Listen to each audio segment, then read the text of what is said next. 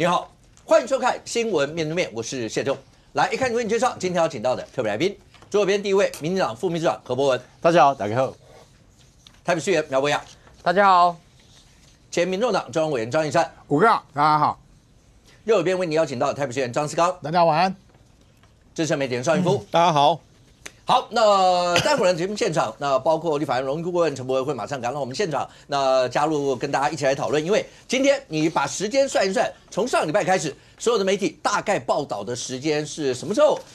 会是最有可能起诉柯文哲的时间呢？答案是落在礼拜三，也就明天。如果真的明天的话，照一般的惯例上来看，可能会是在上半天吧。也就是说，离柯文哲倒数的时间，如果照媒体这样报道的话，是不是不到24个小时 ？OK， 所以大家的焦点都摆在柯文哲，如果要是被起诉的话，会是用什么样一些罪名起诉？但今天是礼拜二，对。礼拜二传统的周刊日，在今天《今周刊》里面的报道又让大家再一次跌破了眼镜。如果今天的报道内容都在起诉书里面看得到的话，那对于大家来讲的话，柯文哲在这段期间里面所做的很多的事情，真的是让很多人会觉得说想象不到怎么会这样一些情形，包括是不是跟沈晶晶有在新加坡两个人密会以后，然后有交付一些款项一些的问题。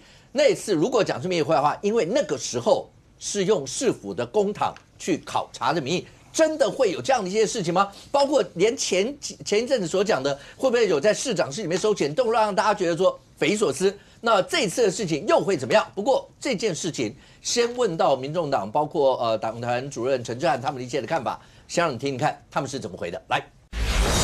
就是《镜周刊》爆料说，当时沈庆京也在新加坡，那两人疑似是有会面的状况。那想问陈主任，就对于这个爆料的看法？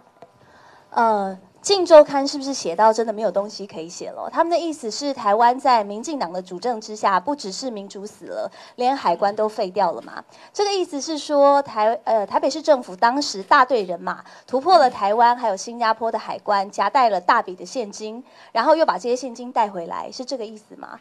《镜周刊》的记者写这样的新闻，自己都不会觉得丢脸吗？谢谢。等一下，是有没有听到？怎么会这样？一死承认就是说匪夷所思，你们怎么会相信这样的事情？但周刊里面又写的感觉上是真的有那么一回事的感觉。第一个，他有说现金吗？对啊，只有陈志涵你们分润啊，那个折扣码哈，分润之后才会领现金啊。谁说柯文哲跟所谓的沈庆京之间的交易叫做现金？周刊也没有写是现金，他只是说两个人同时出现在新加坡嘛，有所谓的收贿的嫌疑。柯文哲是2天1夜的考察，对，沈庆京在那天刚好也在新加坡，对，而且这件事情非常诡异的是是说他在所谓的任期的最后1个月嘛，而且是12月15号，25号就要离职，你离职前10天你去新加坡2天1夜干什么？而且说谎，为什么说谎呢？那时候。大家啊，包含那时候的议员简书培议员就调了资料，2022年的12月6号，因为他之前去了冲绳，已经被大家骂惨了嘛。你本来冲绳你悠游卡公司跟冲绳市政府去签订所谓悠游卡可以到冲绳使用，这个是好事。但是你在毕业之前，你就不应该浪费公帑去所谓的冲绳去旅游嘛。所以市议员就调出相关的资料说，除了这个冲绳之外，你还有没有其他的行程？结果市政府怎么回答？除本案外，本府各局处目前暂无市长国外出访相关规划。也就是说，12月6号你还否认有新加坡之旅哦，也就是你临时规划的，而临时规划那么仓促，当天啊，在出访之前2天，他还说没有这个行程，我们已经规划1年多了。你明明说谎嘛！你在回复给议员的质询的时候说尚无规划，那出去之前说我们规划已经1、2年了，我们要针对什么教育啊、双语教学啊、数位城市，你已经要卸任了，这些都不关你的事，好不好？为什么用公帑去了新加坡？这第一个大家要问的嘛。第二个，为什么那时候沈庆京又出现在新加坡，而且带了他的财务主管？后来大家知道，新加坡这个城市呢了不起，果然有数位化，因为他们对于银行加密的一个法律非常的严谨。其实，在2028年，大家都猜测新加坡有可能成为瑞士的一个国际的金融中心，超越瑞士成为国际金融中心。那瑞士干什么事情，大家都知道嘛，很多的所谓的交易都会在所谓的新加坡或瑞士来进行嘛。另外，新加坡有2个赌场，2个赌场你就想到沈庆京最爱赌场的就是沈庆京嘛，所以交易的方式，有可能透过所谓的虚拟货币，有可能透过海外的账户，甚至有可能透过赌场的所谓的筹码的一个交换，完全不留下现金的记录嘛。所以为什么橘子周刊也报道说，橘子回国之后还 ATM 提出来之后，用 ATM 存进去，所谓的 ATM 理财又开始，是不是在过程里面，橘子扮演了一个中间人的角色？回国之后，把相关的款项又汇到固定的特定的账户里面嘛，而这个账户是柯文哲可以随时去使用的嘛，这个是大家质疑的部分，而不是陈志涵说没事就没事。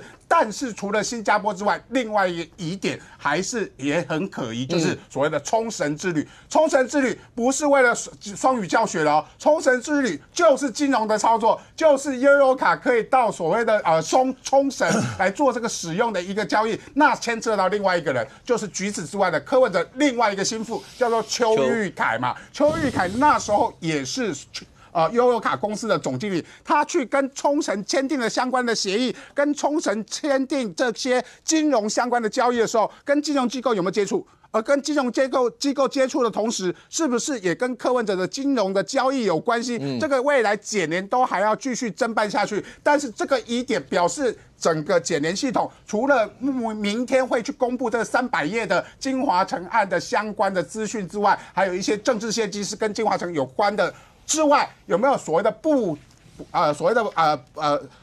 未查出来的这个所谓的不明财产，在柯文哲他们要继续查下去，所以才今天有这个检联在《镜周刊》相关的这些报道嘛，这些报道会导致柯文哲在未来续押的可能性就非常的高，因为他们有一些金融上面或者是资金上面还未查到的所谓不明财产，而这些不明财产就变成是我扣押续押柯文哲的很重要的理由。如果讲说今天周刊所有的报道，因为大家一般媒体都在讲说，那会不会是明天就要起诉？可是今天周刊报道这一块，会不会是在起诉以前，等于是个震撼弹？因为你很难想象用公帑去考察中间跟沈庆金之间会有任何一些，包括刚讲到有没有不管开户啦或资金之间两个人交付的一些的情形。但是讲到这一段，因为现场有2位台北市议员嘛，思刚，阿淼。是我们单就这件事情，那个时候说要去新加坡考察，刚才13有讲，包括苏培那时候讲去问的时候，12月初讲说没有这个行程，但是中间的时候就跑去这些个行程。当时2位在议会的时候有没有什么印象？阿淼有什么印象吗？当时那个时间点是他卸任前10天，对，也是我们议员任期届满前10天，也就是说那时候新市长已经选出来了，所以他是用了一个在当时已经没有人在注意他，就兵荒马乱的时候。那时候有一小小的新闻跑出来嘛，就大家质疑说，为什么他本来说没有出访的行程，没过几天变出一个出访的行程，而且只有1天这样子。然后，但那新闻马上就过去了，所以这个回头过去，现在看，当然你如果后见之明的话那个肯定有鬼。但是在那个时候，我们呢，其实讲起来也悲哀啦。习惯了，你知道吗？什么叫习惯？因为他在卸任前不止这一趟啊，他也跑去冲绳毕业旅行啊。当时做的理由是说要推广悠游卡，然后带了一堆人去哦。那我们现在过了2年检验，去冲绳推广悠游卡，为卡公司赚的钱哦，还没有抵过他那次旅费。真的吗？后来我一直问，你先讲，真的是很夸张。所以现在这个周刊报了之后，我们一看说检调在查他卸任前这些奇奇怪怪的毕业旅行有没有去见谁。我觉得陈志汉今天讲的话有玄机啊。哪一段？就拿了麦克风呛记者嘛，说那不然那个海关是怎么样？都废掉了吗？陈志汉新加坡他有没有去？如果说他有去啊，对啊，他有去嘛。如果说今天人家质疑的是说，柯市长当时去新加坡有没有见沈庆金？陈志汉今天一句话，我有跟那个行程从头到尾完全没有见沈庆金其他周边的任何人，这句话讲出来比较好了。为什么要去讲说不可能是带现金？没有人说你是带现金回来啊。交付汇款有很多方式，我们以前实务上都知道嘛，比如说。这个有人先把它放到一个这个假人头的账户，再把存折跟印章给你，这也是一种交付方式啊。像现在大家在谈说有没有可能虚拟币是一种方式，有没有可能一个随身碟里面其实放了好多的电池记录，代表你的财产，没有人在跟你讲说你用现金装行李箱带回来。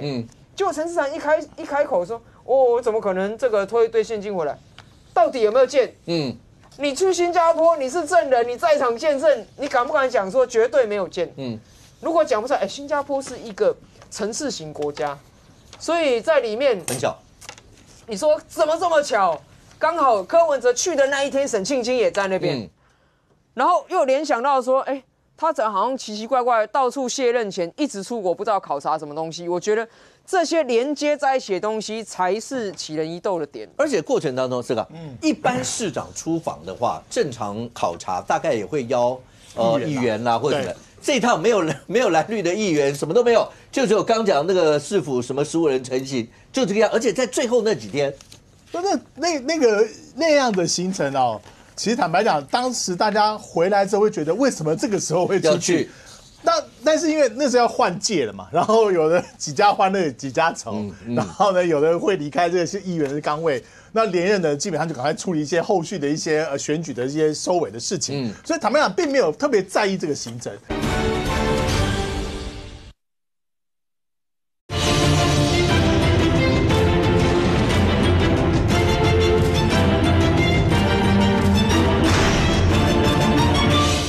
然后呢，有的会离开这个是议员的岗位，那连任呢，基本上就赶快处理一些后续的一些选举的一些收尾的事情。所以坦白讲，并没有特别在意这个行程，他只是他觉得说，是不是去消耗预算？那 OK 也算了，也不是太远的地方哦。然后这个行程呢也不是太久，大家反正他的任期8年也结束嘛，大家对这一点觉得他大概就是去，怎么讲，慰劳比办公室的幕僚或比较亲近的一些伙伴们哦。所以我觉得基本上大家就看一看就过去，但是柯文哲很奇怪，就是一般的市长就刚才讲的，出去的时候大家都会告诉议员，当然，甚至在前一届再往前呢，比如说有一些没有落选，有一些市长假如那一段时间要出去的话，还会问一下说没有落选的，或者说没有继续连任的，要不要就一起去。3个星嘛，都毕业嘛，3个星这样子啊，所以说这是一个比较温暖的人情表现啦。那柯文哲觉得就是秘密去，然后去新加坡通常4天3夜嘛，航程就要差不多4个小时，通关入关稀里哗啦这样一差不多大半天也就没了。然后你就看新加坡看什么呢？也不知道看什么。然后呢，去冲绳推广悠游卡呢，那真是一个很有趣的事啊。当然，你悠游卡跨出台湾，值得勇气可嘉，但是它的成效非常非常差，所以说柯文哲说去那边去推广悠游卡，事实上也道理不同，因为他马上就要卸任了。你在过去8年都没有花很多时间做这件事情，你要现在前一天去干这个事情干什么啊？所以现在回想起来，原来这个里面事情是不是有一些猫腻存在？有一些猫腻存在。所以你看，如果在新加坡是一个金融非常开放的地方。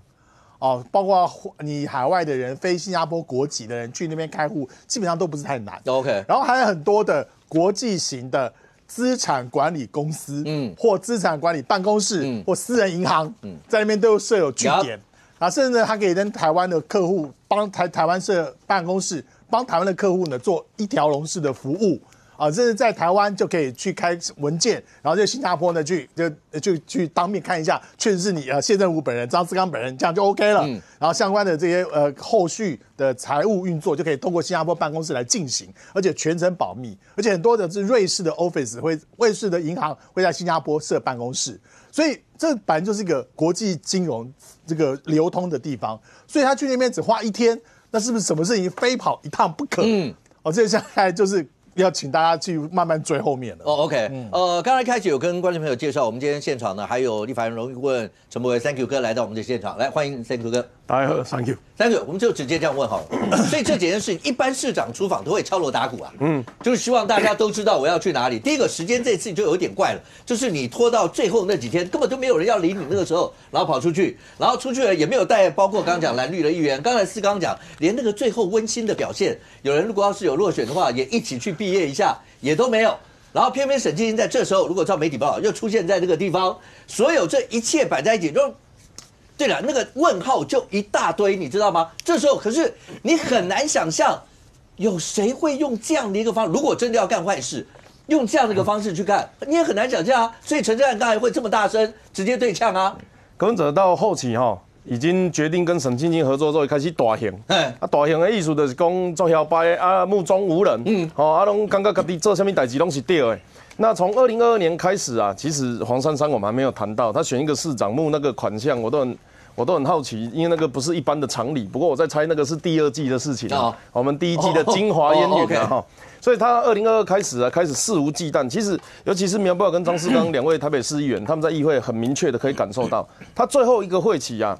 不喜欢的议员都用呛的，他是直接不回答你哦，没有那种市长这么嚣张啊，然后媒体还不检讨他，他已经认为台湾是他的囊中之物，他下一步就是要进军总统府，所以他那个时候做的所有事情啊，一句话叫最危险的地方就是最安全的地方，他都已经要去，他可能要去新加坡做坏事，他还可以用纳税人，一般来讲做坏事我们就偷偷去嘛，赶快去赶快回来嘛。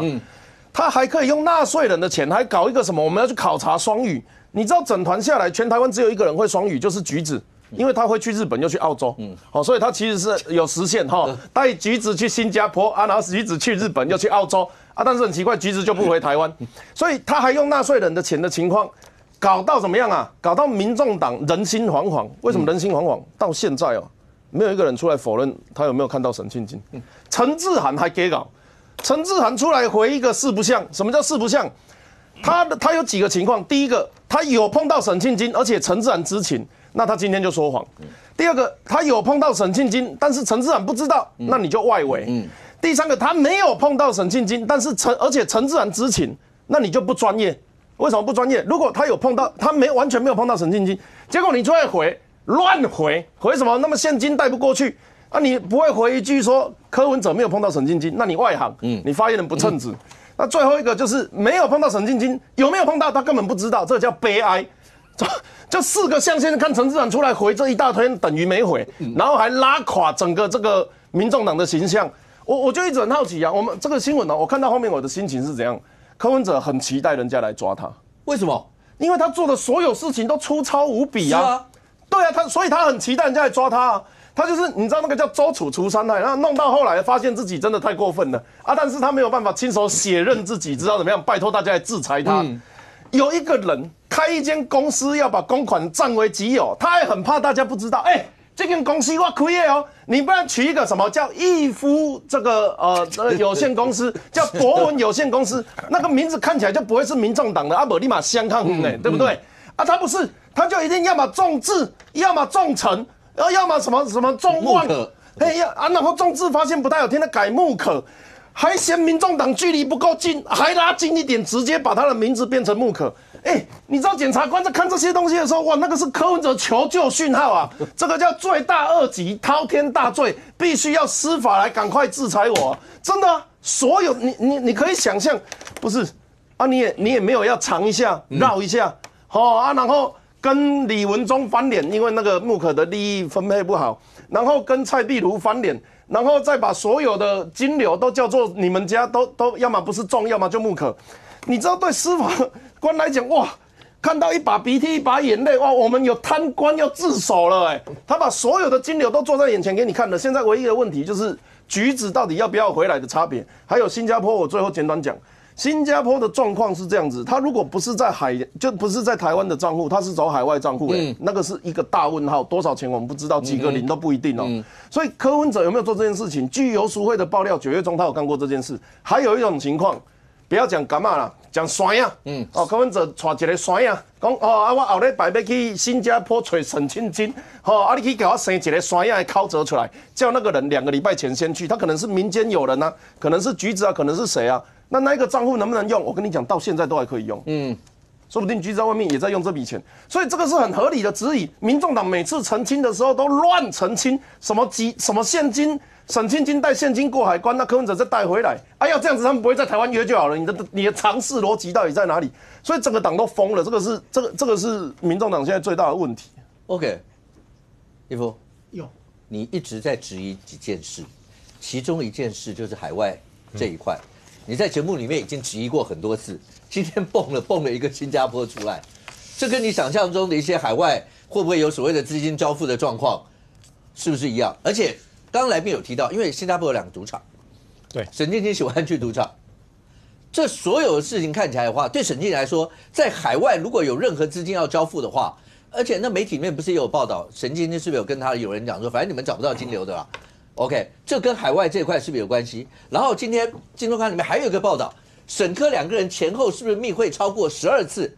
然后柯文哲这边带的就是橘子，沈庆京这边就是朱雅虎，所以原则上这些跟你过程当中质疑的那些，是不是蛮相似的？我觉得，因为当初质疑就是其实检调一开始就一直在查海外的部分，一直没有放弃过。但是始终悄悄的一点声音都没有，直到今天才看到新加坡这一段嘛。那你包括澳门赌场的相关人，我相信也被约了，也被约了，因为沈庆京赢了8000万，如何交付等等，可以细节到这个地步。那换言之，我相信陈东华跟我都知道新濠天地的 agent 姓什么了，那我就不相信说检调不知道了嘛，对不对？因为他大部分去澳门都去新濠嘛，那我们都知道 agent 叫什么，他不知道，我不相信嘛，所以那时候我们就在讲，应该是新濠在台湾的 agent 应该也被约了 ，OK， 应该也被约了。那大概也会去查沈庆京的海外出国的记录，那到底到了哪个地方啊？等等的。但我没想到了，既然是新加坡，我真的坦白说，我没有想到是新加坡。新加坡固然是个金融的重镇这个有关金融这方面如何去转钱其实你把很多瑞士。澳门赌场或是什么，你把它融合起来，在新加坡，它就是新加坡是个集合体。比如说，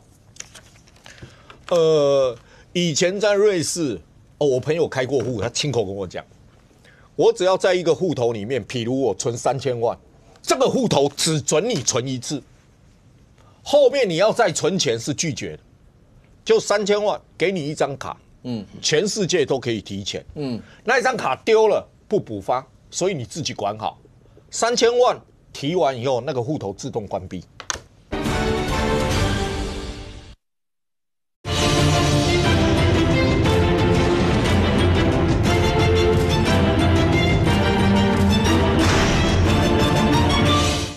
那一张卡丢了不补发，所以你自己管好。3000万提完以后，那个户头自动关闭，就一次性的。对，他就户头就你只能存那个定额3000万是美金吧？台币、美金都可以啊。因为在瑞士开户，通常这种时候用3000万台币计算太小咖，对不对？就是一般他也有这种模式啊。OK 他也会有这种模式。那衍生的话，你说沈庆京海外公司这么多，如果他在新加坡开个户头。真的只给一张提款卡可不可以？里面存了一个定额，就给你一张提款卡，可以不可以？因为他当初都在讲，我质疑你在新加坡是不是交付收受汇款，他没有指现金他没有指现金那可不可能？我给你一个冷钱包，包括里面的账号跟语助词，我一并交给你，那摆在口袋就可以了。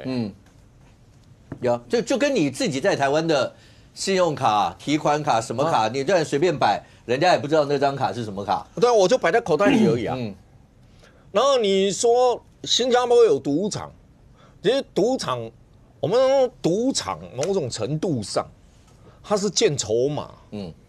比如说你是常客，你多少人，你要多少，那个好计算。就像沈庆京在新濠天地是常客嘛。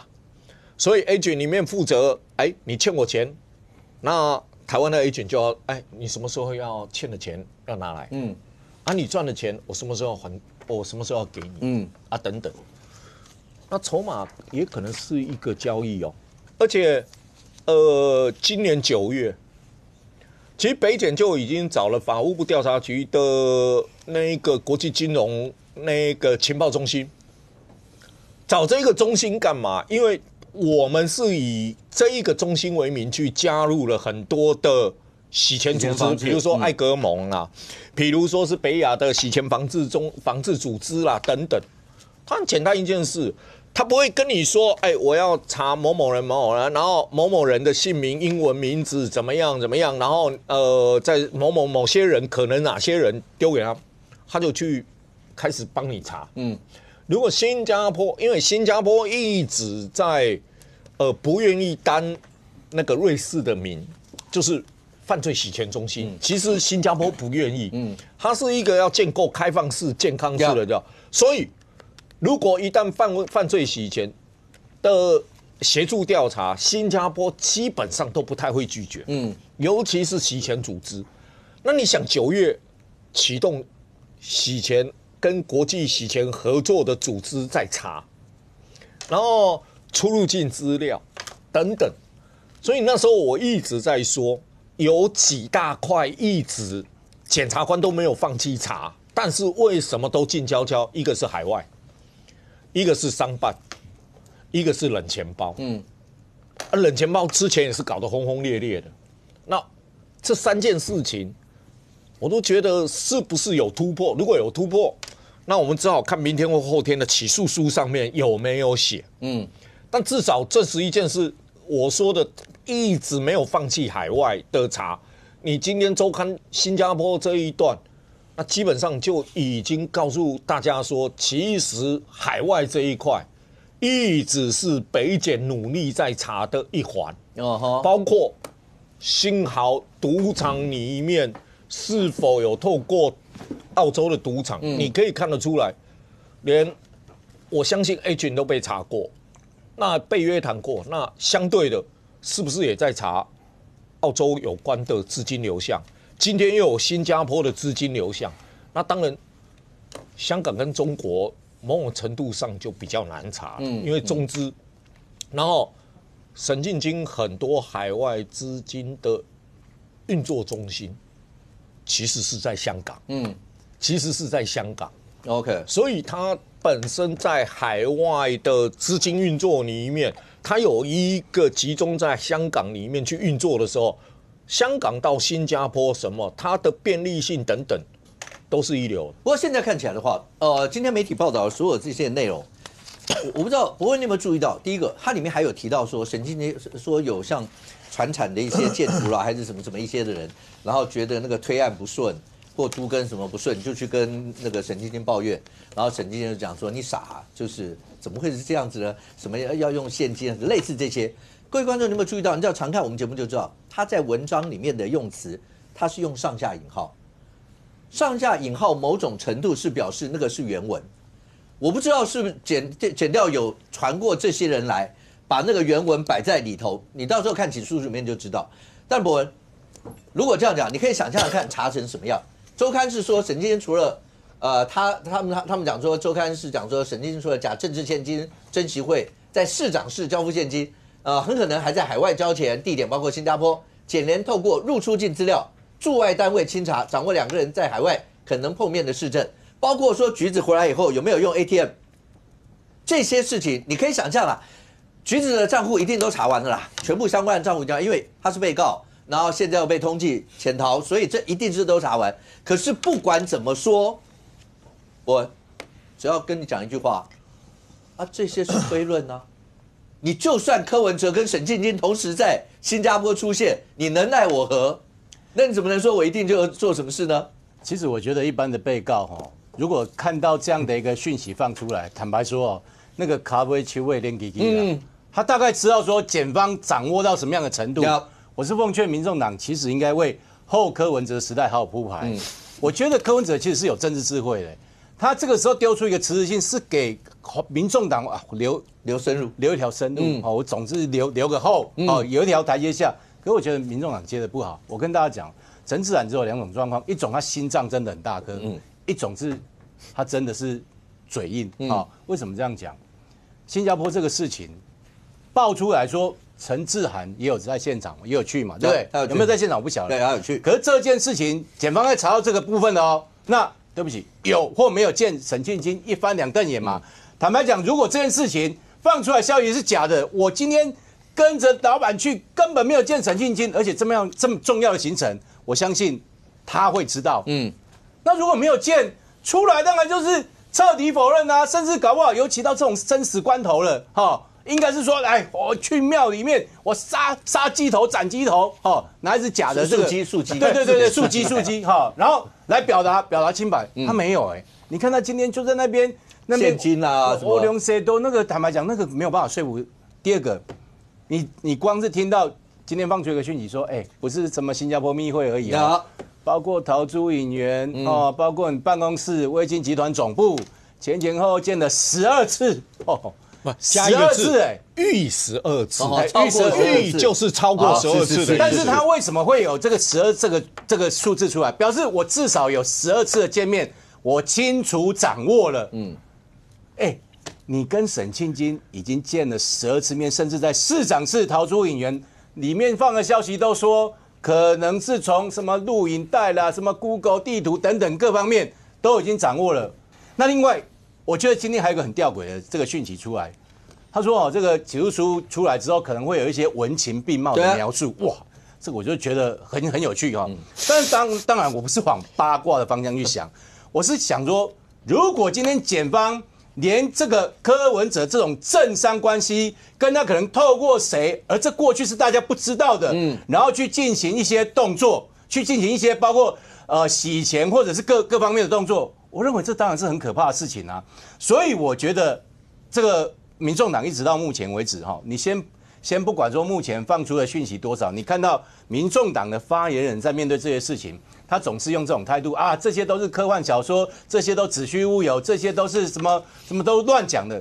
但是一件一件事情的堆叠，到最后发现不但是真的，而且离事实非常的相近，连你们自己进去出来，自己都觉得说，哇，这个折扣码事情也是真的。好，那我再讲，如果你真的是为柯文哲好，第一件，我觉得不应该这样再害他。第二个，柯文哲后面还有好几个案子，你如果真的希望说他能够这个换得自由，你不需要每天这样逼北检嘛？你每天骂北检，你每天在那边痛斥北检，你觉得对柯文哲有好处吗？接下来第一果菜跟鱼市场这个部分有没有问题？我不知道。T16北市科北检虎视眈眈在讲说，本来生技园区现在为什么可以改变？是不是有某个财团的介入？这个东西后面要查还一长串更不要讲说南港转运站。所以我认为这整件事情可以看起来，现在反正我觉得蔡壁如他真的是为柯文哲好，他至少想到一个解套。好了，你们大家都说我人缘差，至少我愿意出来承担，让这个戏码可以调到 Chapter 1变成 Chapter 2，至少翻页了。你们现在还一直搅和在什么慰留柯文哲，你不是让柯文哲死得更惨吗？你不是让这个民众党万劫不复吗？留一条生路吧。那现在看起来的话，这整件事情一直走到现在，我记得是一山去作证，然后出来你的感觉是检方掌握的资料远超过你的想象。对，他非常有胸有成竹嘛，就是直接问，都不翻资料的，也不翻资料。然后包括你说朱惠荣，然后来节目现场来讲说他去作证，检方的资料有点让他吓到，就是甚或连他根本没有印象，譬如说重臣啦，所有这些那为什么都会出现？然后刚才讲到说，那人家12次或什么，就你们怎么会知道？好吧，周刊里面有大概帮大家回答一下这个问题。沈科为什么密会超过？对，上公一定要超过12次嘛，逾12次。周刊就报道，检联查出沈科2个人前后密会超过12次，分别在市长室、陶朱隐园、威金总部这些地方，依据是什么？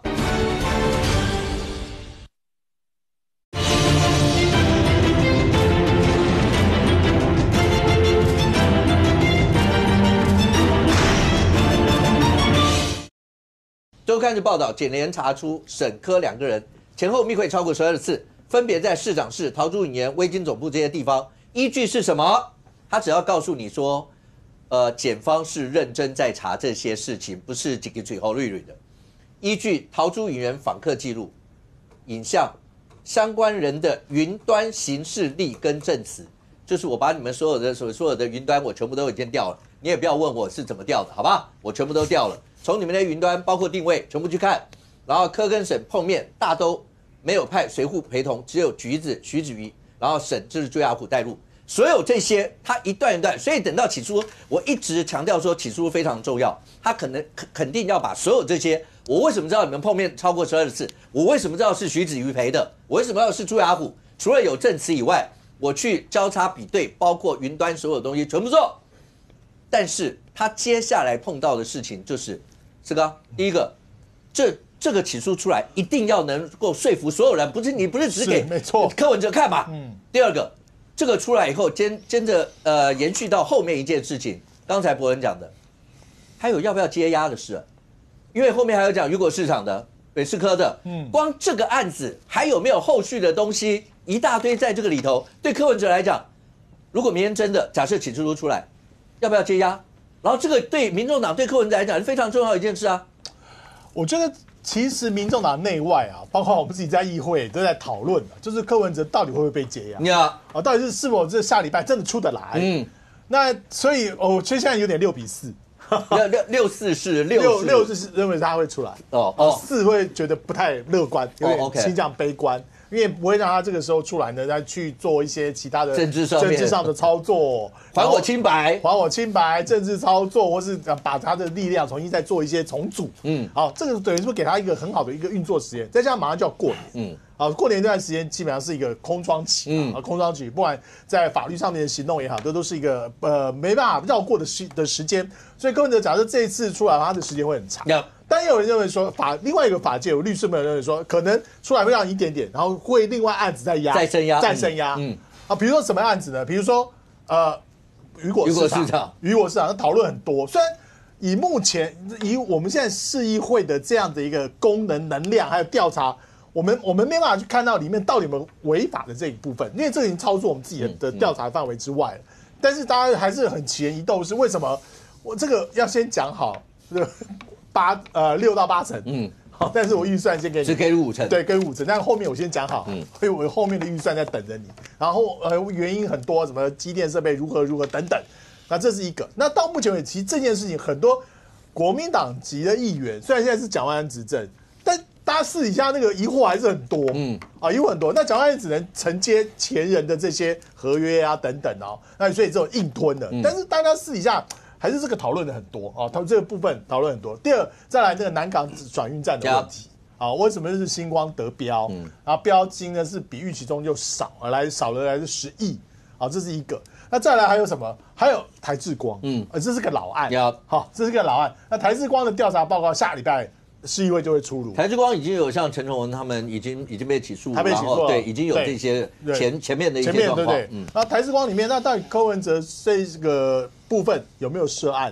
中间有没有人在中间穿针引线？因为那个穿针引线的人也在柯市府时代担任重要的公务员担任重要的公务员，所以这是会不会又变成一个类似的情况？我平常讲台智光这件事情是在我们节目里面讨论，我记得那时候是王世坚委员，那时候应该还是议员吧？王世坚委员那时候在我们节目现场，我有直接问他，我很难想象有一个案子会有业者会跟警察局长直接呛话说，就是你信不信我把你换掉？我记得我就直接问那个王世坚委员说，真的有人这样对局长？各位观众朋友，你能想象有这种事吗？可是听说台北市议会真的有发生这种事是吗？就是有业者去跟警察局长去讲这样的一些的话。我听到的是在磋商的过程当中，业者有跟警察局表示说，监视器的连线是经不起断讯，就是用这个东西来情绪勒索，就不是情绪勒索，已经实质勒索了，对不对？如果你不把我费率调高一点的话，言下之意就是你断讯自己想办法。所以这个案件当然是很夸张，但是问题是谁市长任内让他可以这样子？把原本是一个非专用网路，竟然签一个专用网路约，让费率3级跳，这个是柯文哲任内签的子约所以这件事查下去的话，我觉得他很难说自己完全没关系。对，所以这个其实台智光这个也是在发展中的案件。观众朋友不要觉得起诉以后人就一定会出来。前面最有名的应该是阿扁吧？阿扁那个案子被起诉以后，还是一样接押了好一阵子。比较近的就是刚刚讲台智光，陈崇文被起诉以后。他还有一阵子，对，更近的还有一个案子，对，徐巧芯他小姑，对，起诉以后还在，他是小姑还是大姑？好，没关系，反正就是大概是这个样子。而这整件事情，大家一直在问，如果起诉出来，能不能够说服得了所有的一些人，包括详列的证据啊、清单或这些？一般来讲，最重要的第一个有没有收贿？收贿罪10年以上，有没有土图利罪5年以上。而这个图利的过程，你很难，你要证明他真的知道这个会不会有违法或者什么。阿苗过程当中也问过你，一直在追那个包括荣基，后来他们不是有回你讲说，你那时候没讲比例是多少，那是什么？但是最近媒体大家又往回找，柯文哲是不是自己都知道，如果一旦放手，那个利益动辄100亿以上呢？让你听一下2017年的一段来。容积是促进都市开发的一个工具，但是这个容积后来就引申了很多问题，包括这个容积奖励，就是说常常有一个奖励到底要给多少，这每次都被牵涉到好像有鼓励财团的问题，容积奖励要给多少？所以我们今天开会讨论有2个主题，第一就是容积奖励跟环境景观的问题。那我们也是把我们现在手头上一些烫手山芋全部拿出来讨论。那清华城的这个案例，这个我们只要一放手100亿。就差100亿，到底这个放不放怎么决定？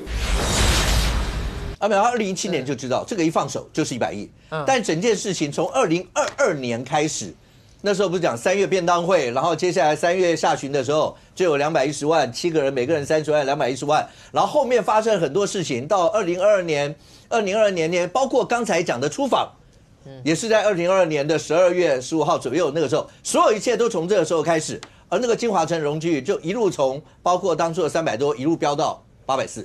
刚才播放这个柯文哲2017年的影片呢，确实证明他对金华城这案子非但不是不知道，甚至知之甚详，知之甚详啊。那他刚刚讲到容积一放手就是100亿，还不是大家最关切的那个20%容积奖励的部分。因为2017年在处理的是金华城容积从392可不可以到560，560。392到560也是100亿啊。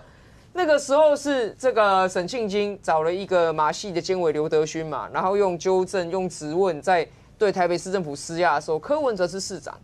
其实我讲一个很简单的对比，郝龙斌，郝龙斌8年任内对金华城这个事情他没放手，所以你说市长到底有没有准驳的权利？从郝龙斌的案例看，显然有嘛，因为郝龙斌不放手的时候就是可以不放。那柯文哲2017年，我们现在从事后回看的时候，2017年后来蔡姐跟朱雅虎不是就接上线了嘛？对不对？后来这个洪建义议员出事的那个蔡姐手谕，不是就2017、2018年的时候已经接上线，而且要叫副市长林清龙跟突发局长连周明来讨论这个案子了吗？所以金华城这个案呢，2018年底、2019年初。就是柯文哲选上连任的时候，他先放第一波，从392到560，那就是他那次演讲里面，他很清楚知道嘛，一放就是100亿，放手了嘛。接下来才是2020年那些所谓的便当会等等，还在讨论到560能不能再送20%，最后再加上30%的这所谓的容积移转，最后变840嘛。那以柯文哲的这个案件来讲呢，其实一个很关键的点就是在于。他现在一直在撇清责任，说那是都委会审的，演的好像一副市长完全没有权利的样子。不过从刚刚看的这个影片，你知道嘛？市长完全知道可不可以放手啊？还有另外一件事情哦，就是过去应小维在这个立法院里，在议会里面也质询过柯文哲。应小维质询这个金华城案的时候，其实柯文哲的回答里面也显示了柯文哲完全知道市长。对于都市计划是有做成行政处分权利的，这个是柯文哲过去询答当中都已经呈现出来的，是出事之后他来撇清说都是都委会的委员嘛。但是以郝龙斌来讲，同样是台北市长，郝龙斌就可以完全不予理会金华城的这些无理要求，更何况中间曾经发生过行政诉讼的事件，所以柯文哲，然后台北市政府是您的，对，你在这些过程当中，其实你根本都知道，那如果说最后又牵扯上说，像今天报道出来，其实跟沈庆京见面不是一次唱歌，跟沈庆京见面如果10几次，那你那个关于图利甚或是收贿的罪嫌就更加重大。因为你本来还告诉市民说那只是一个申请案，那是民间自己来申请，你只是交办陈情。可是你跟哪一个陈情人见面了12次？到底有没有这件事情？如果真有其事的话，那么柯文哲我觉得。所谓的图利起跳已经是对他最大的宽容了。那210万的政治现金形成对价关系之后，他的收贿罪，我觉得这要解释。那另外更麻烦的是，收的汇款是放到党的政治现金账户，那你说这个党能够置身其外吗？从来没有看过一个这么夸张，收的汇款是放到党的账户里面去，收的钱放到基金会，放到还开了一个自己的公司，自己的公司再付钱给自己。这样的行径，如果说起诉书里面呈现出来，我想不管金额大小，大家都会对于这种他发明的多元收钱管道，因为以前他当台北市长的时候有力推多元支付嘛，现在我们发现最多元的支付方式原来是财团对柯文哲的多元支付管道。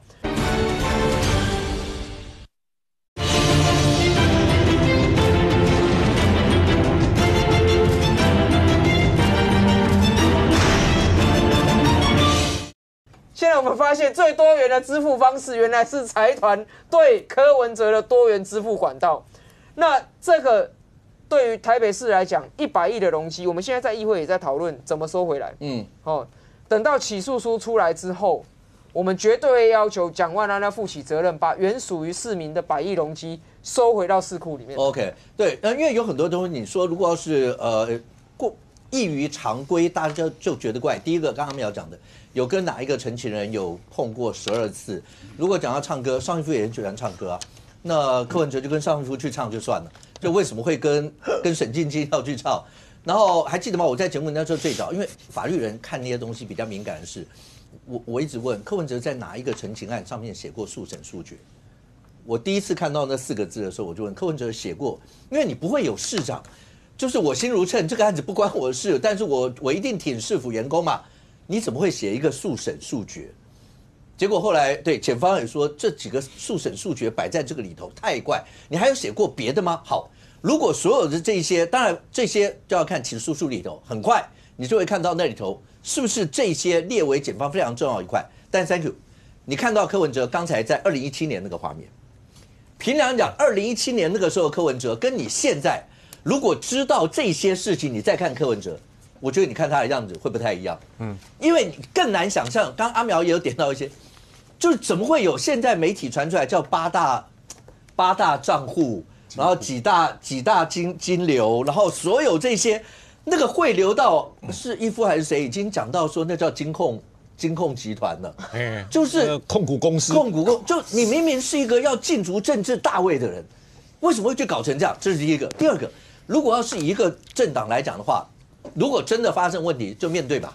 民进党不是没有发生过嘛？那时候阿扁那时候，我也问过周伟航周老师，因为时代力量也碰过，也是党主这些。可是你不要所有的人，大家都好像基本上长了刺一样。检方骂完了以后，然后法官是恐龙法官，然后就尽量不要惹麻烦。我觉得这时候很重要。我也不懂陈佑成昨天到底为什么？我昨天还在节目也帮他讲说。那个眼镜要等他的回应吧，因为不知道是不是同类型，但不见得是那个智慧眼镜。可你从他的回话，他那个似乎是那个智慧眼镜，只是他告诉你，我应讯的时候又没有戴这个眼镜。只是这些就让大家会觉得说，你们就把这些纷扰把它降低吧，不要再出乱子就好啦。因为他们走入政治这个场域的时候，不是透过老百姓的期待，不是透过专业的论述或做功课进来的，他们是靠吵架起家的嘛。他们就是靠柯文哲的这些所谓柯氏语录，或者是这一些吵架名言、鲨鱼理论，他是透过这样子成为民众党的。所以民众党他们本来想要成立的是台湾吵架党。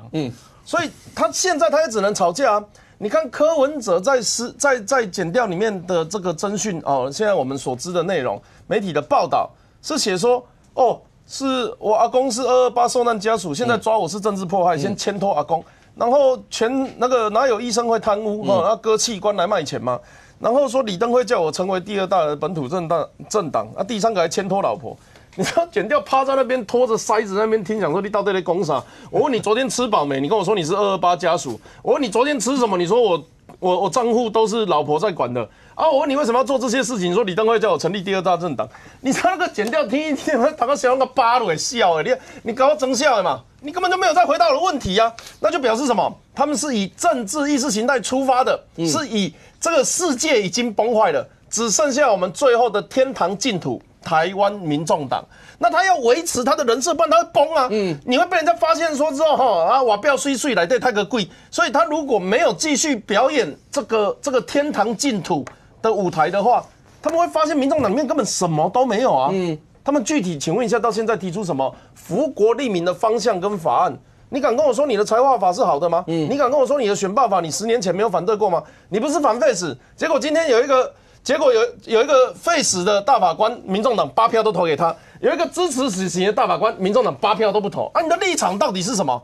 没有立场，他们就是一群媒体人加网红加吵架的个性而形成的台湾民众党。他们的优势就是我从不站立场，甚至包含打架的时候，他们都要躲得很远。他们只有在你知道在打架的时候，他们扮演什么角色吗？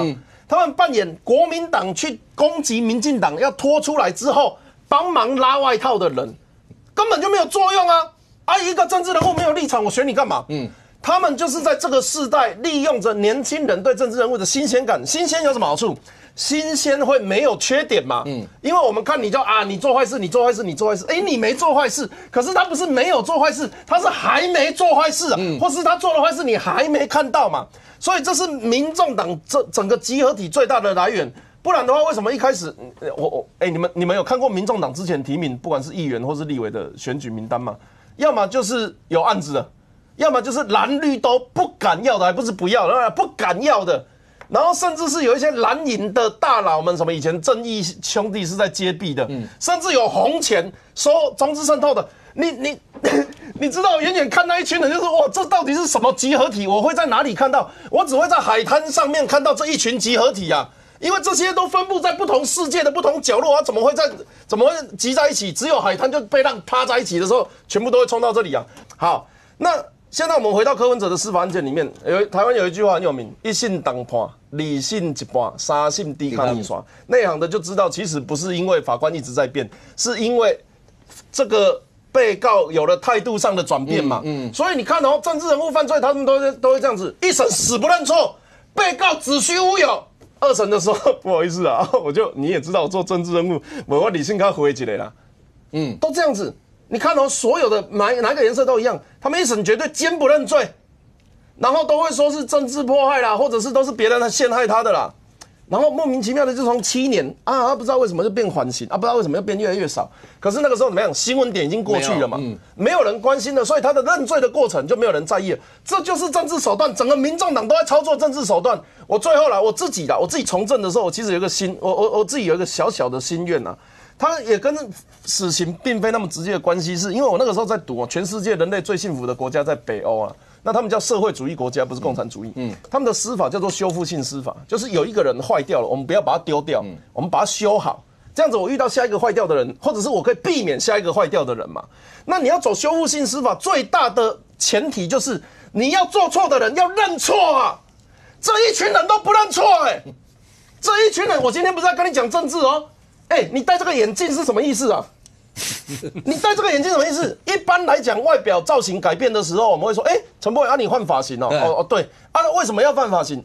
最近天气比较凉所以我把头发剪短，这是合理的，而且是简单的逻辑。你戴这个眼镜去干嘛啦？你假扮做演了，对不对？然后看到黄敬平换头发，今天为什么换这个颜色？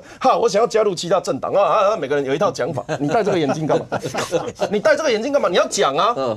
他不讲他只说我进去的时候没拿，那你没事戴这个进去干嘛？给大家拍。你是故意戴然后再叫四叉猫帮你做新闻，是这样子吗？完全没有道理，没有逻辑，也没有任何政治意涵，他们都是在搞笑的。我就觉得很可怜，明明大家对他们有那么多的期待，300多万票对不对？那个黄敬宁才一个什么29720你柯文哲是柯文哲39XXXXXX结果整个党在干这种事情，我看了觉得很悲伤。不过这整件事情如果真的对柯文哲来讲的话，一善是柯文哲那封信，他的辞职信已经出来了嘛？是，但是看起来民众党现在打死不认那个信。对，所以这件事情凸显一件事情：柯文哲到底有多重要？没错，他重要到完全不能够从民众党不管说要辞职要干什么都不可以。那起诉书真的出来以后，如果像刚才这里面说前面大家所聊的这些，如果都在那个里头呢？对，因为法院的新闻稿写得很清楚嘛，就是解除所谓的禁止通信的这个部分，对啊，就这一份我一定寄过去。是啊，法院会发新闻稿，表示他已经寄出去了。寄出去了，以朱慧荣的案例哦，朱慧荣被作为证人的时候，都是警察拿着信给朱慧荣哦，你就知道法院对于柯文哲案有多么严谨，有多么仔细。所以这封信到底有没有寄到民众党的中央党部，有没有交到周玉修身上？我相信一定有了，但是周玉修得吞进去，把这封信吞进去，他一定不能收到，因为一收到，按照柯文哲信的意思叫做送达秘书长周瑜修起生效嘛，我就辞掉了，所以周瑜修一定不能接到这封信。甚至网络上，这是小草的网络的 TikTok 里面写的，周瑜修立即退党，辞职信就可以无效了。他不是秘书长，周瑜修就无效。小草就这么认为哦，否则你就是历史罪人哦。周瑜修，如果你不辞职，你就历史罪。这是小草的认知。我为了保柯文哲，我不惜你周瑜修都要辞职退党，代表你这个人不在民众党了，所以柯文哲这封信就不算了。他们是这么认知的啊。他们对于他们来讲，柯文哲有多么重要，但是我要讲的是说，在法律上就生效了嘛。所以周瑜修不敢讲，他只能说我还没有收到嘛。我直接讲，你要相信法院的新闻稿，还是要相信周瑜修？当然相信法院的新闻稿啊。周瑜修只能吞进来，不然他要辞职啊。那柯文哲为什么民众党不能让柯文哲辞职？因为柯文哲如果辞职，接下来顺序就来了嘛。民众党的党纲第16条就写得很清楚，接下来要中央委员会推派当代理党主席。谁要做代理党主席？24号就是今天晚上。他们登记截止要选所谓的中央委员嘛，那这些中央委员选出来之后，就可以推派这个代理党主席，6个月要补选，谁要来补选这个党主席嘛？有一个人想要选，那个人叫蔡壁如，他一定去登记了，但是全中央党部包含周瑜修都不想要让蔡壁如来做这个党主席嘛。有一个人叫不想选的，不想选叫黄国昌，你们要。我当可以，全部人力挺，那蔡壁如就要选啊，所以怎么可能全党力挺你黄国昌一个人？所以在党主席搞不定的情况下，想选的人你又不想要让他做的情况下，全党中央只好让柯文哲不准辞职嘛，权力未留嘛。就是到现在为止，信都寄到了，他们还是不认为柯文哲是已经辞职的状态，不愿意去行使党章赋予党员所有相关的权利嘛。就是民众党啊，就是鸵鸟啊，就埋着就看不到啦。但是我要讲的是说，如果民众党这样子做的话，他才是剥夺所有党员的权利嘛。说真的，今天如果有一个党员去提告民众党的话，这个政党是可以解散的。你为什么可以剥夺党员去补选党主席的权利？你的党主席已经辞职了，内政部都可以说你1个月内、2个月内，你应该补选你的党主席，按照你的党章嘛，因为你党主席确定就是辞职了嘛。一个政党怎么可以没有政党的代表？那个章谁盖？周瑜修你盖了。你盖你负责哦。如果未来再出现了所有相关的事物，周瑜修在做专访的时候有讲啊。周瑜修专访的时候说，我们会计是我们的所谓的竞选经费全部送到监察院了。我就问周瑜修谁盖章？他说10月送监察院，然后2个月以后才退缩。我就问周瑜修，这个竞选经费，民众党核定的，谁盖章了？是你周瑜修盖的吗？不可能是柯文哲盖的，柯文哲在里面怎么盖？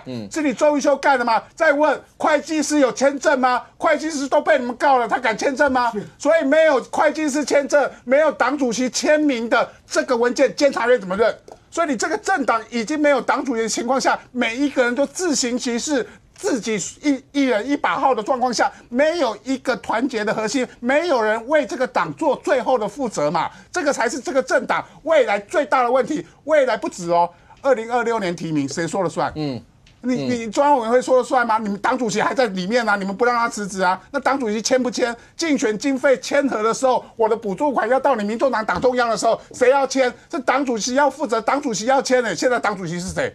就没有人是这个党主席的时候，这个政党如何继续发展下去？这个我觉得奕善讲这个其实很重要，我是觉得制度还是很重要。例如说，党主席谁能够未留？我就觉得，如果说柯文哲他今天只是说口头讲说，哎，我倦勤了，我真的觉得很累，我要辞职。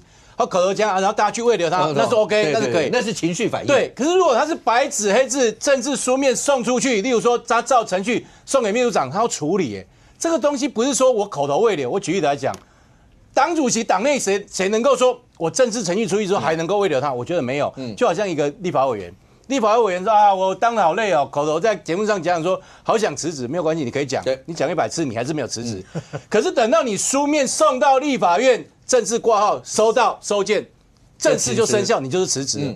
所以我觉得民众党简直是一个不可思议的政党，他还可以说我寄出去了，然后我假装没收到，那封信不晓得跑去哪里，还有这样子哦，这个侮辱我们的这个中华邮政，你知道吗？中华邮政是世界有名的，这个是最诚信、最迅速的，怎么会可能这种信件他没有收到？不过同样，国民党也不是没有面临过，有啊，马英九那个时候特别被起诉嘛，对啊，那对，就每个政党如果都碰过，我刚想起来就是回想，就是中常会啦。哦，你们是中常会可以做个决议，希望主持啊、主席啊，就不要走了就走了，对啊。对，但是后来他是毅然决然就走了，后来拨空接，后来罗伯雄啊，对，代理主席变主席嘛，这样子。然后之前那个2022年那次吴敦义那次，吴敦义的话总统输他辞职嘛，然后后来也是代理有个推选一个中常委。然后先代理一段主席，然后再补选嘛，所以其实这个对于一些比较有经验的这样来说，类似的情况大概都有个 SOP 可以做啦。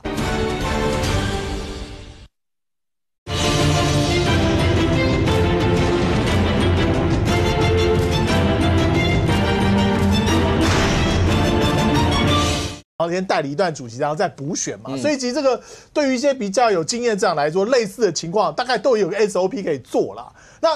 那你说一个政党是不是跟系乎一人之存亡？现在是啊，但是这不能走久啊。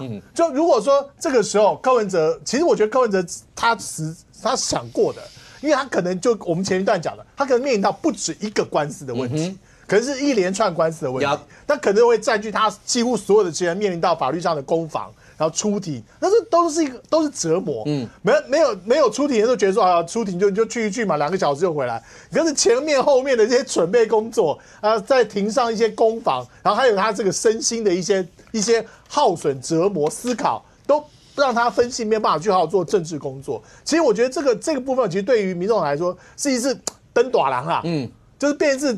这个登大人一个过程啊，不管是蔡英文也罢，要转成呢，对，就是所以要努力嘛。不管是黄国昌也好，或是蔡英文也罢，那总是有一个不是柯文哲出来领导民众党，那民众党可不可以走出一个比较清晰的论述路线？或者是他自己未来一个选举布局，我觉得大家必须要思考，不能什么事情都丢给柯文哲，柯文哲太累了啦。三公，你那个什么表情啊？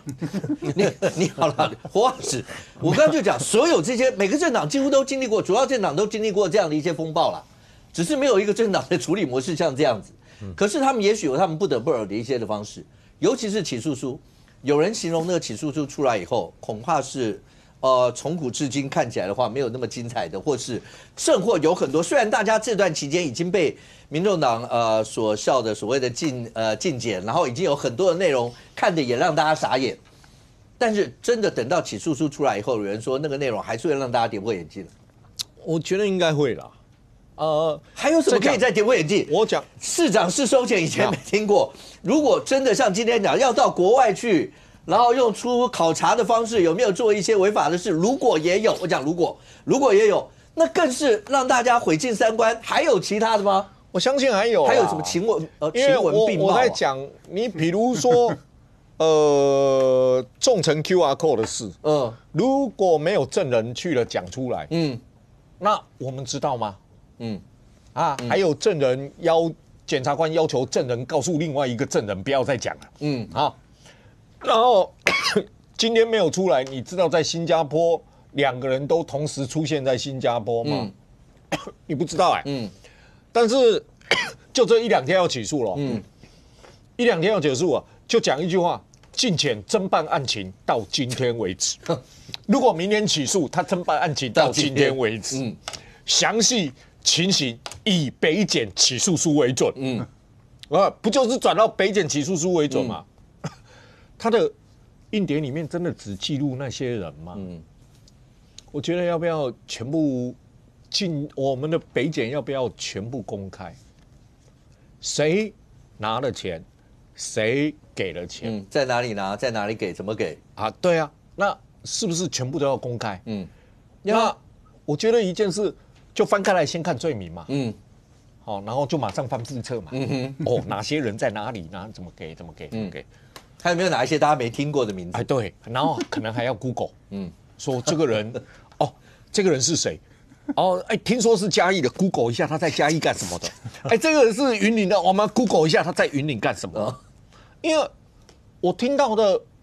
就是比如说我朋友跟我说，我跟你讲我朋友那个50万被查谁，我听完了那个名字，我马上就忘记了，我马上就忘记了，这不是一个记不起来常听的名字，对，我都记不起来，我都忘记了，就我听完了，马上我就可以忘掉了，然后就一直想不起来谁给了柯文哲50万被查，那你说？里面如果这些人很多，我们是不是一个一个要去 Google？他是干什么的？20万、30万、50万多少的？你用 Google 那你看，我觉得我们就不要 Google 了啦，就当做这些人都认识就好了，不然真的我怕是我们 Google 大家还要组一个团队来 Google，万一里面有几百人，柯文哲下去跟地方上募款等等。那个20万、10万的等等，我听过，我朋友也有给，但他没有被约谈诶。真的吗？太少了。等一下，你先对很小，说你朋友很小，不够多的，不够多，不够多。那大概是多少？6位数字，因为不认识嘛。有几十万，就是不认识嘛。那个钱太少，起步价也是人家约见面的，不认识嘛。就第一次碰面就意思而已嘛。第一次碰面意思，然后就几十万，没有几十万，那个6位数，那个几字拿掉了。10万，这起步价，那个很少了吧？这样也拿吗？拿，他亲口跟我说他拿，这就是问题。就是说，一般来讲，我们处理过政党政治现金，就会请财务跟这个人联络，当然了，不应该是这样吗？按照这个相关的程序就这样办理嘛。是啊，他就自己拿了拿了就没事了。他从来没有跟我说过他被约谈过啊。那有可能是因为他如果是就是见面礼的话，还没有登记进去，还没有登记进去啊，少了没有登记，有可能啊。所以你说起诉书里面。那个后面的附件，你说应该会有多精彩？而且检察官办案，律师也在这边，他不可能问说：“何博文拿了300万给 Thank you， 你们2个之前认识吗？不认识那谁介绍你们认识的？连中间人他都要问一下吧。问完了以后还问你的钱是怎么给的？给现金吗？在哪里给？怎么样？对不对？所以你看他写1500万在办公室跟工地给，对不对？然后他们跳起来，那个民众党不是跳起来吗？那么侮辱公务人员怎么没 OK。然后后面一篇是，由左右手，就是他的左右手去作证的时候，证实钱是放在办公室给的。那我就很好奇啊，左右手有谁被约谈？结果一看，被约谈的豪华证人团里面只有1个人的左右手被约谈。不是很清楚吗？所以其实你说里面会不会有很多特别？我真的很想看一下商办有没有被查出问题。商办到底有没有被查出问题？冷钱包里面到底有没有证实有冷钱包 ？OK。然后橘子的户头异常的状态到底有多严重？到底有多严重 ？OK。所以你会去看这些东西。我相信应该还会有其他的案子我再补充一个，我很好奇检察官他会不会把其他的案子写在里面，就是说我起诉书里面写说，我另外还有他还有前面有几个案子是这样啊，就是另外譬如财产来源不明或什么另案侦办或什么哪一个，我怕他写到说，比如说雨果市场，他写雨果市场，柯文哲吝啬雨果市场案件征战侦办中。然后下一个同案被告，彭正生吝啬果菜市场，仍在侦办中。下一个沈俊金仍涉果菜市场，仍在侦办中。李文忠涉果菜市场，仍在侦办中。会不会当场就写给法官看？然后就告诉你，你看4个被告现在我起诉了4个被告，他们还有另外一个案子有相关系。那这不是就直接跟法官说，他们还有其他案，同样是被告，你放出去的话会不会串供？OK。我怀疑检察官会不会直接就这么狠就把它写进去了？其实包括你看到周刊所列的几大罪里头，包括灭证啊什么，为什么要列在？因为灭证的罪责跟其他几个贪污受贿或什么比起来太轻，可是摆在里面某种程度会不会也有要为了接押做准备，或者还有其他几案会不会有再升压的一些状况？算一算时间，明天不到24个小时，柯文哲起诉书是不是真的就会出来？相关跟来宾所讨论的内容是不是都会在这里面？可是除了这个以外 ，Thank you。直接问一下，立法院从上礼拜5一直到现在，余波荡漾，包括今天大法官，好，大法官今天也是整体团灭，没有一个过，但那个过的过程不是单纯那个对，就是白银放一个，结果呢放的那个就是刘静颖 OK， 然后结果后来是绿营全部封杀，然后蓝营本来就是全面封杀。财划法就不要讲了，到现在你看到有很多县市首长还在那边一直哇哇叫，然后今天也有白银黄商也直接讲，哎，不是啊，财划法如果你绿营的人全部出席的话，就不会是这样搞。可是所有这些事情，它会牵动的脉络是，明年呢？明年2月会不会有大罢免潮？包括国内的政坛，接下来要不要行政院长要不要复署，总统要不要公告，大法官会开不开得成？接下来全部都在这个里头啦。我相信待会会有很多来宾有不一样的意见呐，哈那我针对我自己的观点先提出一些分享。我们立法它一定要有一个精神跟标准，比如说是用税收、用土地面积或用人口数。那台南这次就很委屈啊，说奇怪，我人也比花莲多啊，地也比多数的地方大，占1/8，而我只分到1/20的钱，那他们会不爽嘛？我就在讲，有时候哈，民进党这个用数字在做事情。但是国民党用情绪在做事情，怎么样？如果你要用数字来分析的话，是没有办法得到国民党的答案的。那于是呢，我就很认真，因为我了解他们，所以呢，我就把国民党的东西爬梳了一下，我发现啊，这个不叫财划法。先跟大家解释一下，我妈妈叫妈妈，你妈妈叫妈妈，我妈妈不是你妈妈，就是她名字一样，内容不一样。国民党的财划法也叫财划法，民进党也叫财划法，但是内容不一样嘛。民进党要平衡南北差距跟城乡差距，所以在沟通没有结果的情况下，怎么样用前瞻基础建设补助计划，让各个城乡能够会有不同的补助。你要知道在乡下，台北有个大安区，台中也有个大安区，台中大安区的自来水接管率还没100%，所以他们有些地方是没有厕所的，不应该说没有自动下水道系统。好，我的意思就是说。台湾并不是每一个地方都像台北这样子这个有马路红绿灯这样子，那应该要有城乡差距平衡的，这个是民进党版本财划法。国民党的我想了很久，我最后真的是不愧是当过立院荣誉顾问的，全台湾第一个找到国民党排财划法逻辑，它叫做贪污补助奖励条例，只要有贪污的县市都补钱。什么意思？怎么会有贪污的县市都搬钱进去啊？你贪污，你钱被贪污了，那我多拿一点钱给你贪。你从哪里找到这个逻辑的？这个就现实逻辑来，我们一个一个来。第一名连江县比较小，争议不大这个是立委曾经有性骚扰案底。第二名新竹县是县长贪污起诉。第三名新竹市这个都是分配的钱市长贪污一审有罪。第四名花莲县，这个县长是傅昆萁的妻子，他的刑案是这个假离婚被判刑。那另外一方面还有傅昆萁他的案子也很多，大家可以去看第五名金门县。县长收贿定谳，第7名宜兰县县长贪污起诉，第8名苗栗县这个没有贪污这个比较小，这个是伤害致死前科。前8名都有案，来那你现在国民党跟我解释啊？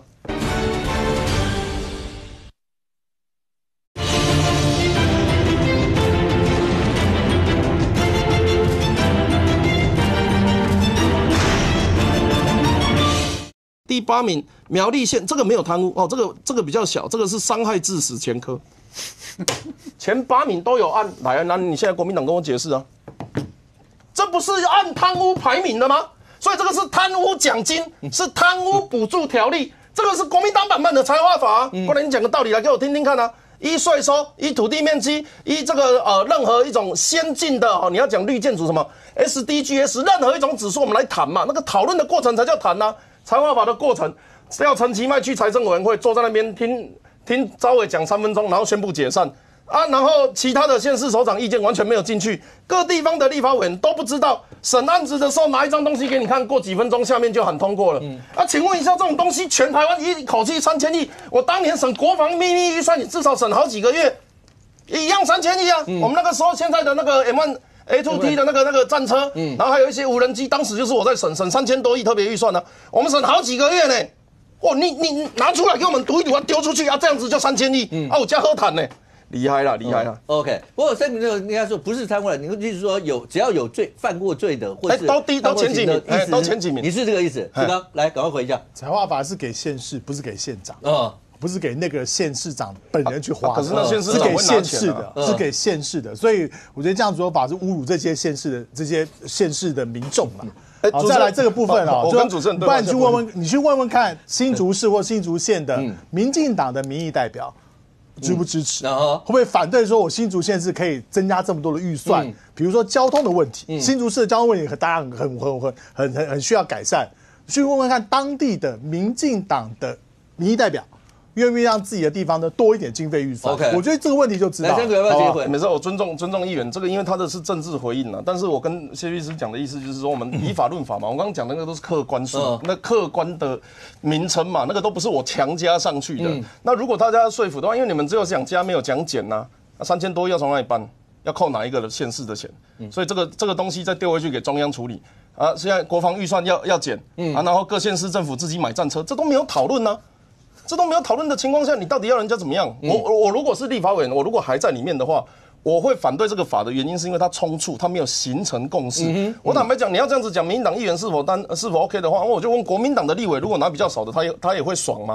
那当然他讲团进团出，他只能憋着脸啊，然后咬着牙捏着大腿说啊可以了，可以接受了。那个是政治问题，我现在讲的是数学，是法律，是真正公平分配的问题。不过现在看起来，我们今天因为今天最新发生的，今天是包括大法官啦，就是现在就是固定，我们现在还是维持有8个大法官，那7个要补进来的就全部都是团灭，那就是8位大法官。现在看起来的话，民进党包括柯建铭总召是讲说，那接下来申请释宪，尤其限速法，就以后如果要大法官会不会开不成，在还没有公告新的法令以前，用现在的包括大法官会议要不要去解释这些？可是这个过程，好，一来一个一个，第一个。今天的大法官不是像大家以为就是蓝营全部封杀完就算了，中间有一点小曲折离奇。虽然就算白银说过一个也没有意义啊，因为那一个其实也开不了会。如果照现在那个版本来看，可是不管怎么说，从限速法，然后财划法，包括选罢法，这所有的这些，刚才思刚当然除了针对你说在针对财划法这些以外，意思就是蓝营一定会告诉你，他们就是有他们或白银啦，一定有他们的一些道理在这。就是跟执政党之间，大家现在就是朝野之间就对立成这个样就对了。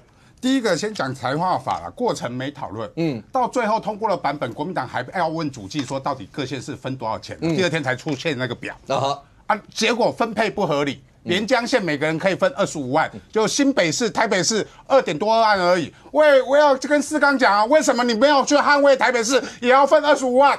就是分配不合理。为什么连江县发钱发到手软？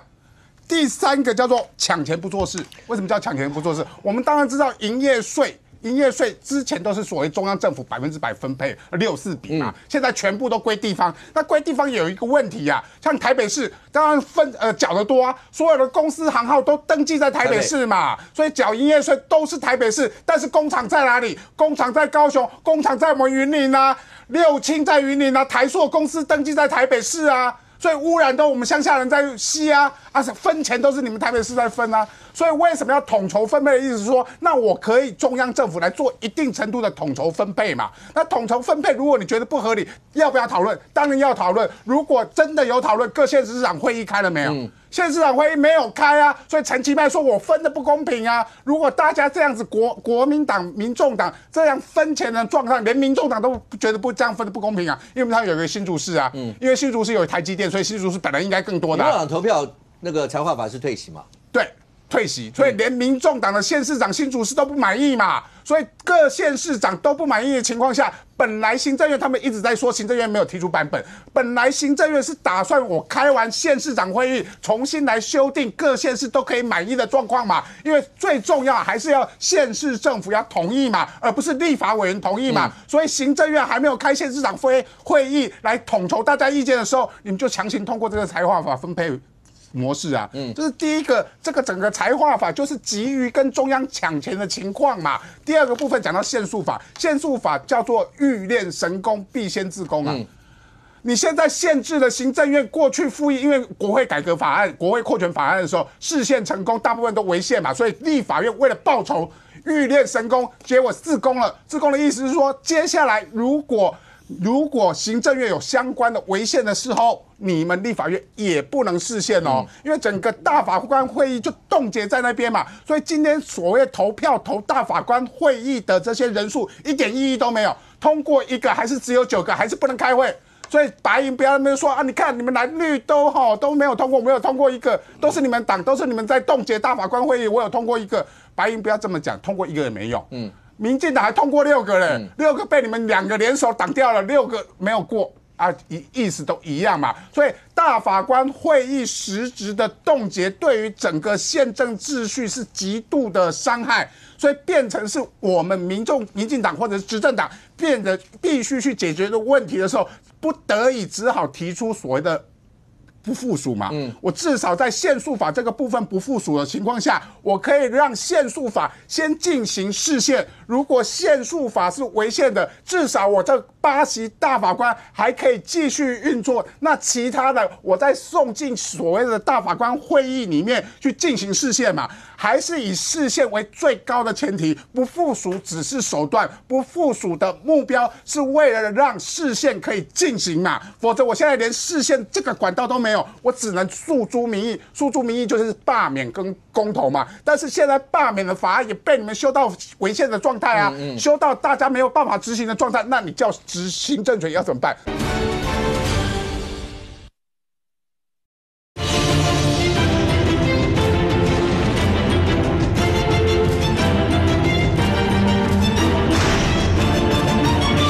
修到大家没有办法执行的状态，那你叫执行政权要怎么办？另外一招就叫公投嘛。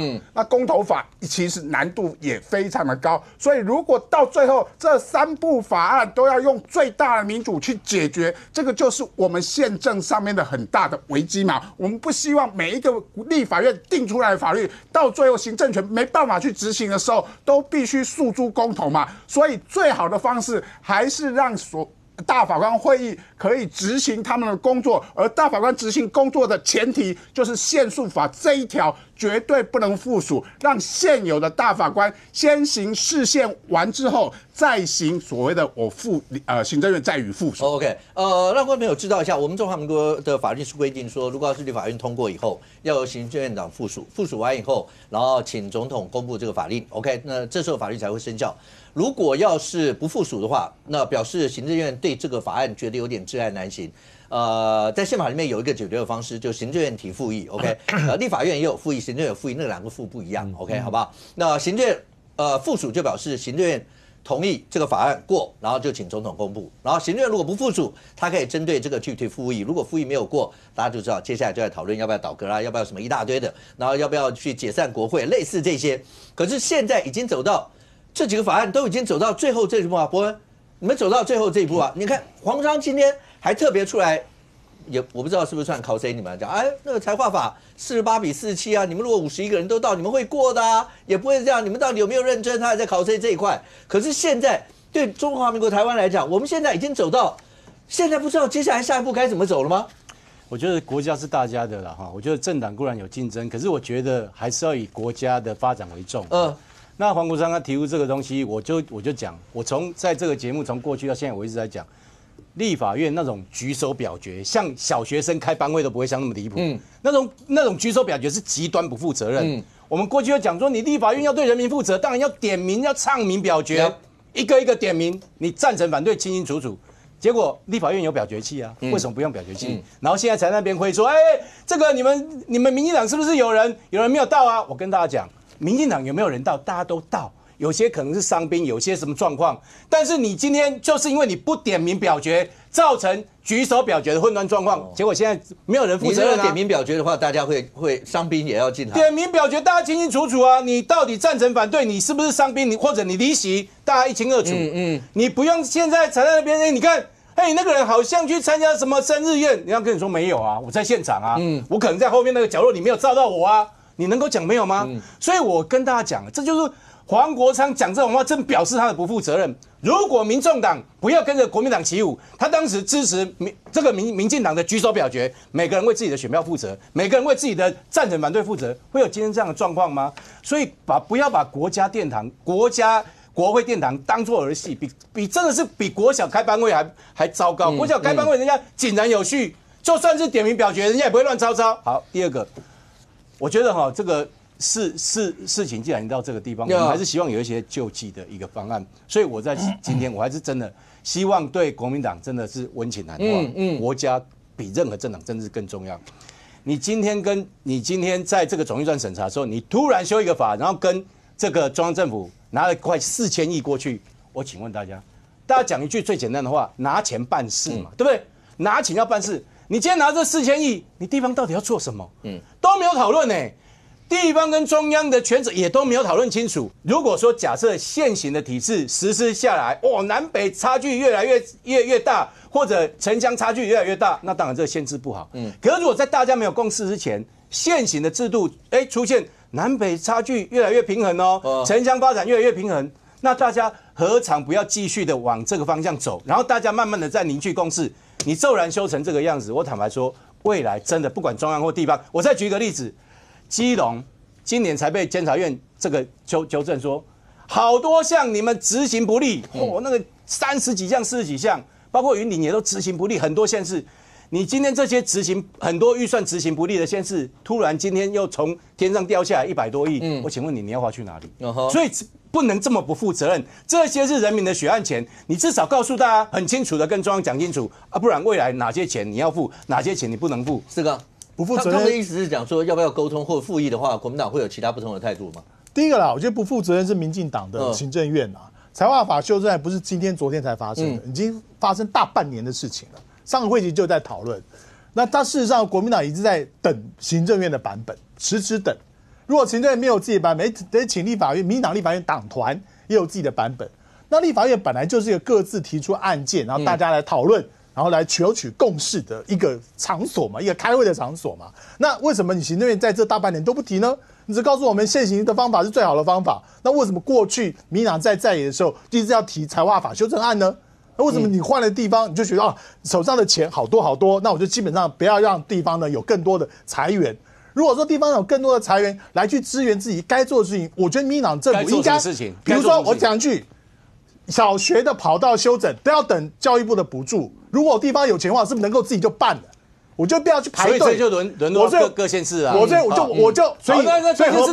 博文我还没讲完，博文我还没讲完，蚊子馆就一直盖啊。博文我没讲完，你为什么一定说别人盖的都是蚊子馆呢？那你之前苏贞昌在高雄某个码头盖的这些馆80几亿，那现在不是也蚊子馆吗？前镇渔港怎么会是蚊子馆？所以我听我讲完了，我听我讲完。所以我觉得，如果民进党行政要负责任，第一个，你要不然就。你现在你没办法，你没办法提案的嘛，那是你前面失职在先。第二个，那你可以把各县市找来啊，以后告诉大家说，你以后有这么多钱，那这个钱对不起，那你就各地方自己处理好，你就财政自主自己处理。你们1分钟就解散了，1分钟就出委员会了。你县市长你们有自己提案吗？我请问你，作为一个要来跟你们做一个负责任的执政党，你有提案吗？那再来讲大法官，那你为什么要提一个大家都不会过的人呢？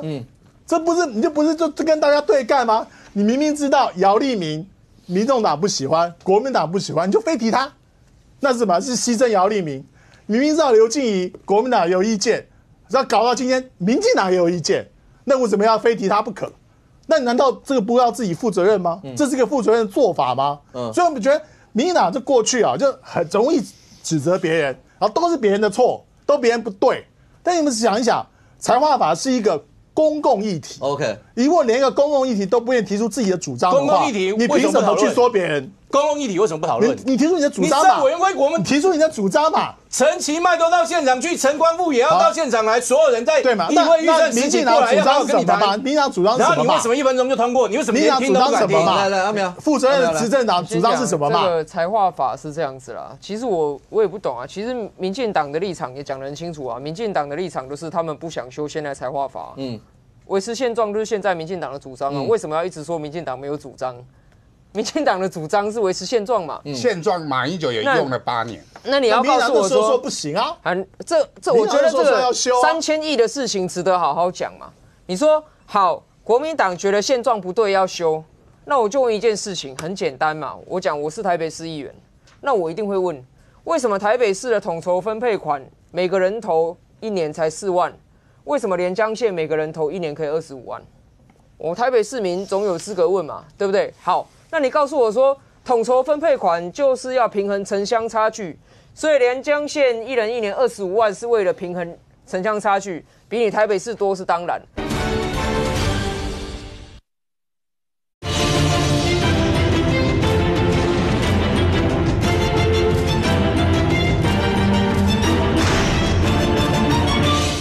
连江县1人1年25万是为了平衡城乡差距，比你台北市多是当然。那我就要再问第二题啊，我们隔壁棚新北市面积比台北市大，人口比台北市多，结果增加的比台北市少，而且每个人头分到了又比台北市少。你不是说要平衡城乡差距吗？怎么按照这个版本出来是这样？所以我作为一个市民的时候，我当然有资格问这个版本的逻辑对不对？它内在的逻辑合不合理？1年3000亿的事情，难道不值得让各个22县市的县市长到立法院发表意见吗？不值得吗？然后最离谱的是什么？真正通过的版本是当天下午才提出来，2个小时提出来，2个小时之内就通过。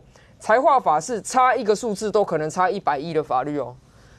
国民党说上个会期就在讨论了大半年了，但实际上你通过的根本不是讨论大半年，你们说讨论大半年版本，而是2个小时现场提马上过的这个版。告诉大家啦，通过的时候，国民党的党团干部都还不知道每个县市精算出来的数字是怎么样。那以这样子的立法品质，我作为一个纳税人，我当然觉得粗劣不堪。有一个点我觉得很奇怪，为什么民进党到现在也不大力宣传，告诉民众，现在他们修出来宪法诉讼法的版本，宣判违宪的门槛比戒严时期还高，比戒严时期还高。这个东西我是整理给大家看。过去戒严时期司法院大法官会议法的时候，总额3/4同意才可以宣判违宪，就是75%才可以宣判违宪哦。所以大法官当时的力量很小啊，政府违宪他很难纠正他。现在是怎么样呢？按照他们新修的宪法诉讼法的话，它规定强制绑定一定要9票同意才可以宣判违宪，那导致什么？满编15人的时候，你要60%才可以宣告违宪。60%远高于以前1993年解严初期的44%跟现在的50%嘛。最严重的是什么？最严重的是，如果大家看这个，因为它强制绑定人数的关系，当大法官比如说只剩12人的时候，要9个人同意才可以宣判违宪。宣判违宪的门槛变成戒严时期的75%。如果大法官只剩10人、11人，尤其是剩下10人勉勉强强可以开会的时候，宣判违宪的门槛要9票，是要90%才能宣判违宪，远高于戒严时期啊！更不用说9人以下，大法官人数不够的时候，连开会都没办法开。过去就算在戒严时期，也没有这样的规定，也没有这样的状况。所以蓝白修了这个宪法诉讼法，一夕之间把台湾带回到戒严时期去。请问，可以现场提马上过这种把台湾带回戒严的法案吗？我对于这样的立法院，一个纳税人的角度非常不满。立夫，你走过了这么多的议案里面，大家的吵吵闹闹这些，现在怎么办？现在怎么办？我觉得基本上路能选择的很少啊。那总有个路可以走吧？要不然对台湾来讲怎么办？第一个复议可以推翻立法院的原决议吗？立法院职权行使法不是已经演过一次给你看了吗？第二个，你要公民复决，这民进党自己修的法啊，明年8月才能公民复决，能够来得及吗？而且再说一句话，公投法，你们要用公投法，你们要罢免我，我就先选罢法；你要公民投票法，我就先公投法，我让你根本寸步难行嘛，对不对？然后说不公告，不公告的前提是什么？行政院附不附属？对啊。如果行政院附属，总统不公告，立刻违宪，第72条摆在那边，违宪总统呢？啊，行政院不附属就送不到总统。对啊，总统府就没有收货，没有收达后10天的问题，我总统府不违宪。对啊，那行政院院长违不违宪？因为宪法的概念是，你不复议等于不接受，就等于要走复议路线。那现在我们的解释就把它切开来，附属有规定我一定要附属吗？有规定我什么时候要附属吗？的确宪法没有，所以啊。现在看起来，那柯总要意思是讲说，反正明年春节以前好不会附属啊。对，我不附属，但是呢，我看法跟大家不一样。我认为就附属那个宪诉法，然后呢，我附属宪诉法的时候，我其他都不附属。那你在野党要怎么面对哦？你违宪，你把我送宪法法庭了，反正开不了会。开不了会嘛，然后你又规定2个月要补足嘛，你为了要让他开完会，总统补提名的时候，你要让他过法定门槛啊，不然没办法啊。那过了以后，我附属释宪，我附属释宪啊，不然我想不出来啊。你从法的层面去处理，完全没路可走，因为立法院的主导权，蓝白拥有多数，你根本从立法里面你根本没写，所以那时候说什么更大的民主，在想间接民主都已经不是更大的，对，已经不够大了。那更大的那就是直接民主，那只有走复决嘛。那公民权啊，罢免不是也是公民权吗？你要罢免我，我就给你提高门槛啊。原本是同意大于不同意的1/4，他现在连那个都要跟你修成那个加一票，对不对？那回过去看公投，哇，同意大于不同意公民数的1/4，条文内容跟选罢法罢免当时的那个门槛都一模一样，我帮你调成1/2啊，你复决给我看啊，1900多万，请你搞出900多万人来，你知道他门槛之高啊，就是想来想去，唯一一个就是。你已经不管宪法能不能运作了，那我还管你宪法啊？我就不给你附属啊，我只附属那个宪诉法啊。那你说我违宪，那你送啊，你又不能开，我逼你，我逼你大法官，我逼你一定要通过大法官的人数嘛。你一通过，我就把那2个法案送释宪啊。不然我怎么办呢 ？OK， 台湾现在是不是面临到在未来？好，有人说这算不算所谓的民主内战？就是大家各自的看法不同。当然，你说民主就是数人头嘛，那人数多总是有他们的一些的优势在。那对执政党来讲的话，现在面临到什么事？难道都一定会走到死胡同吗？中间有没有任何可以转折一些的方式？对台湾的未来来讲的话，到底会怎么样？我相信有很多有志士，大家现在应该在各方的穿梭，有没有可能找到一条路呢？我们大家拭目以待。明天。会不会是柯文哲主席被起诉的日子？明天会看到起诉书吗？明天一切答案揭晓。非常谢谢现场所有来宾，也非常谢谢观众您的收看，我们这边我们明天见，拜拜。